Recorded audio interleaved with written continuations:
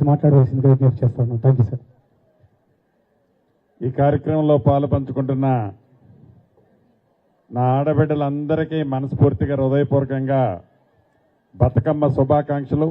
మొదటి రోజు సజ్జల బతుకమ్మ చాలా అద్భుతంగా వరంగల్లో ఉన్న నా తోబుట్టువులందరూ ఇక్కడికి వచ్చి అద్భుతమైన కార్యక్రమాన్ని తరతరాల నుంచి చేసుకుంటూ వస్తున్నారు. ఈ రోజు కూడా గౌరవ ముఖ్యమంత్రి రేవంత్ రెడ్డి గారి నాయకత్వంలోని మన ప్రభుత్వం ఈరోజు చేస్తుంది.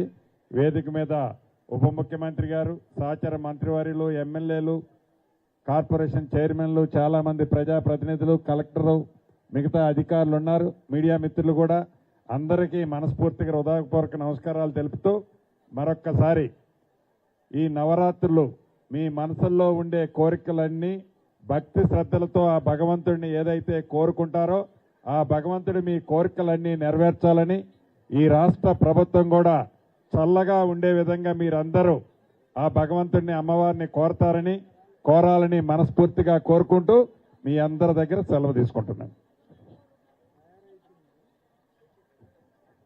Thank you sir.